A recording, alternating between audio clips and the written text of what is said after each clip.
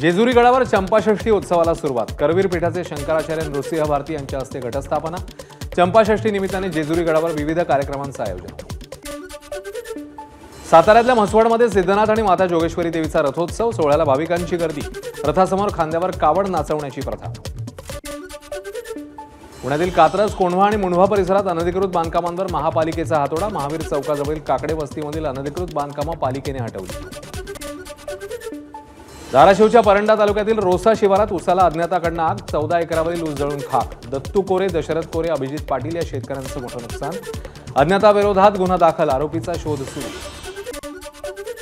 नागपूरच्या राहटे कॉलनी चौकात चालत्या बीएमडब्ल्यूला आग। प्रसंगावधान दाखवत प्रवासी कारच्या बाहेर पडल्यानं मोठी दुर्घटना टळली। आगीचं कारण मात्र अस्पष्ट। पिंपरी चिंचवड शहराला पाणी पुरवठा करणारी पवना नदी फेसाळली। नदीपासून काही अंतरावर असलेल्या उद्योगांमधील रसायनयुक्त पाणी नदीपात्रात सोडल्यानं फेस तयार होत असल्याची माहिती। बिहारमध्ये नितीश कुमारांच्या नव्या मंत्रिमंडळाचं खातेवाटप जाहीर। तब्बल 20 वर्षांनंतर नितीश कुमारांनी सोडलं गृह खातं। भाजपचे सम्राट चौधरी बिहारचे नवे गृहमंत्री।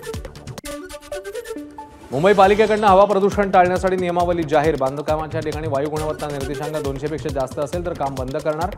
यावर नजर ठेवण्यासाठी 24 वॉर्ड्समध्ये भरारी पथकांची नेमणूक।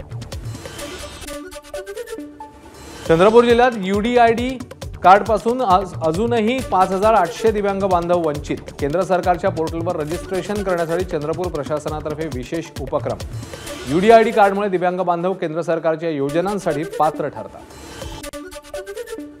भारत दक्षिण आफ्रिका यांच्यात उद्यापासून दुसरी कसोटी। कोलकाता कसोटीतल्या पराभवानंतर मालिकेत बरोबरी साधण्याचं टीम इंडियासमोर आव्हान।